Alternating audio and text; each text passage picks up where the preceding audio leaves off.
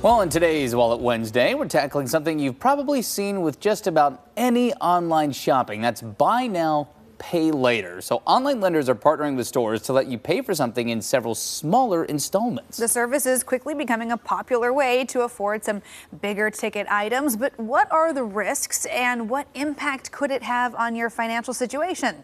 I sat down with Liz Pagel, Senior VP of Consumer Lending for TransUnion, to talk about it.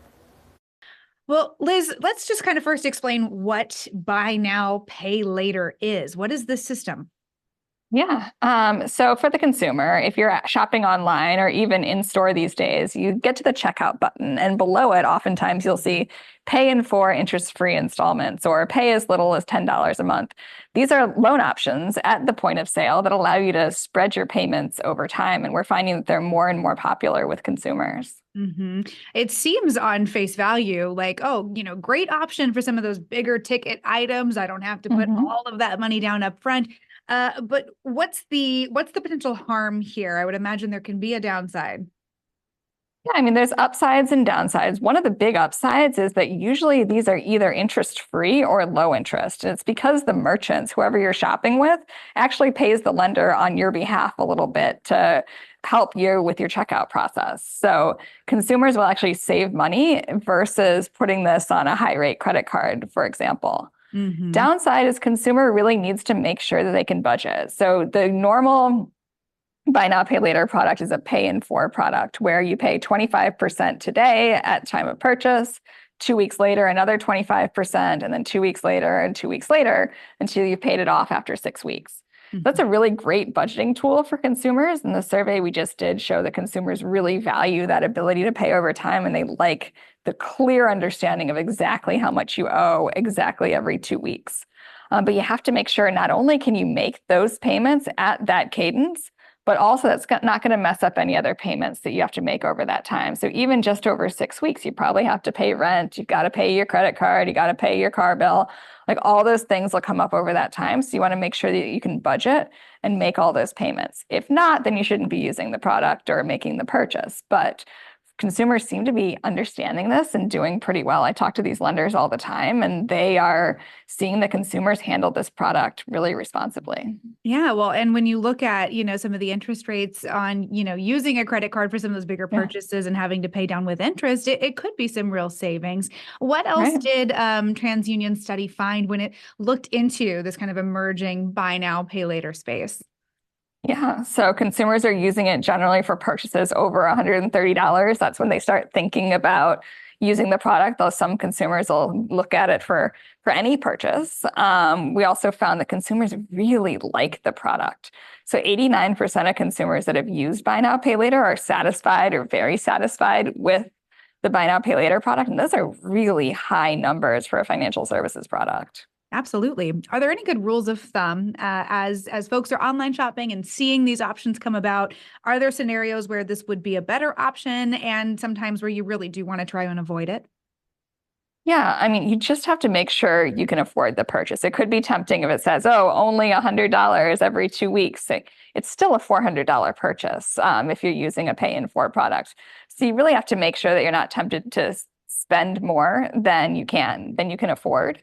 But if you can afford that purchase, it's a great alternative to credit cards in some instances, or a great way to just kind of get yourself on a very disciplined payment plan for a larger purchase.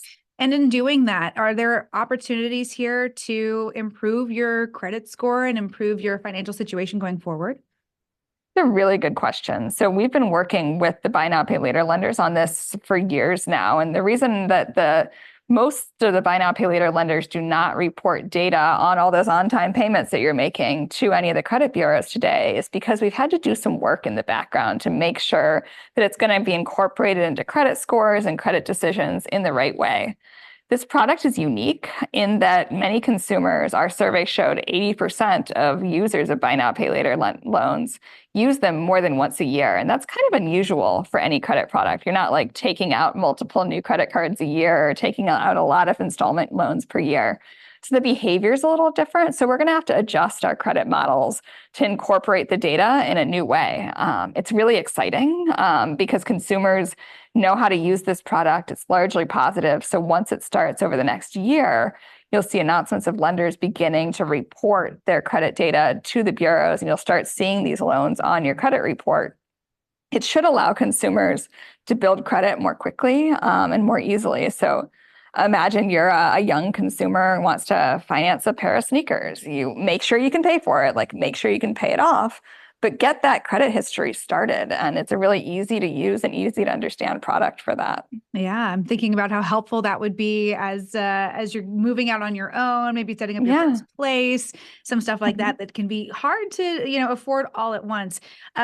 In keeping some of the potential risk in mind, what are the consequences if you're not able to keep up with those buy now, pay later payment installments?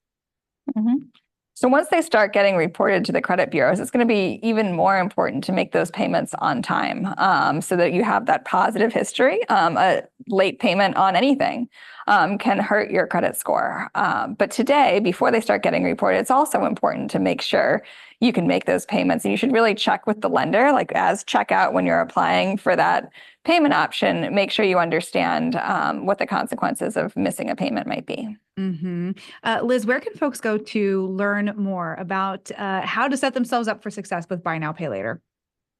So transunion.com has all sorts of information, not only on buy now, pay later and how to think about using it, but also on your credit score and how you can think about improving and maintaining that score. Liz Pagel, Senior Vice President, Consumer Lending for TransUnion. We appreciate your time. Thanks so much for joining us this morning. Thank you. Time now is 7:40, and up next on AM Extra, an eco-friendly movement making its way into the culinary world. It's called Dairy Beef. After the break, Core explores what makes the unique meat product so special and how you can get a taste coming up.